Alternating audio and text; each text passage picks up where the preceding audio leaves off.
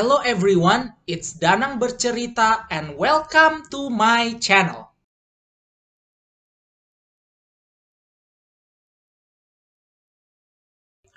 Untuk pembangunan diorama museum tidak hanya untuk adegan yang ada di atas daratan, tapi juga untuk kehidupan yang ada di atas ataupun di bawah air.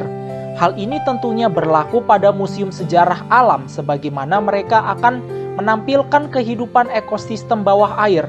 Dalam beberapa kasus, museum sejarah reguler juga akan memakai unsur air jika diorama tersebut memiliki adegan yang dekat dengan laut, sungai, ataupun danau.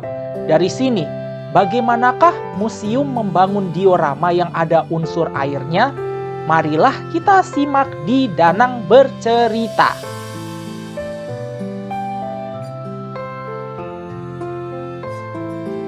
Pertama-tama, admin akan memulai dengan diorama yang memiliki adegan yang dekat dengan sumber air.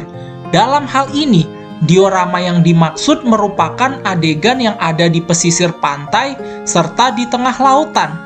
Oleh karena itu, untuk membangun diorama yang di atas air, sang pembuat diorama akan menyiapkan sepetak wadah yang memiliki ruang kosong untuk wilayah yang ada airnya. Dari situ, tergantung bagaimana pembuat diorama akan mengelolanya. Kalau diorama tersebut merupakan adegan pesisir, maka sang pembuat diorama akan melakukannya dengan cara menggambar di background atau mengecat alas tanah yang ada di diorama dengan warna biru dan putih sehingga bisa membuat orang paham bahwa adegan tersebut berada di dekat pantai. Sementara itu, untuk adegan yang dekat dengan sungai bisa dilukiskan pada alas yang tersedia dengan cara membuat jalur aliran sungai, bisa berliku-liku ataupun lurus. Sementara itu, untuk background dicat saja dengan warna biru muda sebagai warna biru langit.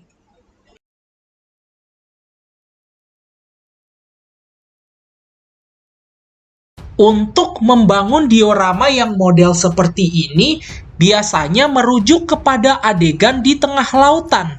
Oleh karena itu, sediakan alas atau tanah kosong untuk dibuatkan bahan lilin yang bergelombang agar seolah-olah lautan tersebut hidup. Kemudian, setelah bahan lilin tersebut dibangun di atas alas, barulah dicat dengan warna biru laut. Untuk warna biru laut adalah warna biru tua sebagaimana laut memiliki kedalaman. Akan tetapi, bahan lilin yang membentuk lautan juga perlu dicat sedikit dengan warna putih sebagai wujud adanya ombak di laut. Selain itu, dalam beberapa kasus, diorama di atas air juga akan dilengkapi oleh model kapal yang melaut di perairan tertentu. Ini seperti yang dicontohkan di dalam Monumen Bajra Sandi yang dimana terdapat diorama pertempuran Selat Bali pada tahun 1946. Pada diorama tersebut dideskripsikan sebuah pertempuran antara kapal motor milik Angkatan Laut Kerajaan Belanda melawan kapal milik Angkatan Laut Republik Indonesia yang merupakan kapal nelayan. Dalam pembuatan dioramanya, alas yang ceritanya merupakan laut ditempelin dengan figur kapal perang.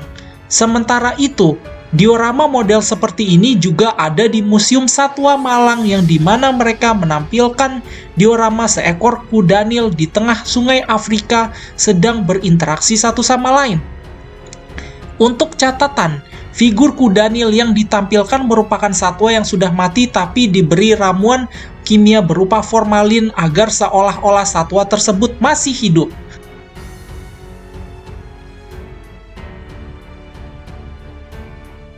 Untuk membangun diorama yang model seperti ini, latar belakang atau backgroundnya akan dicat dengan warna biru tua sebagai ilustrasi terhadap kehidupan di bawah air.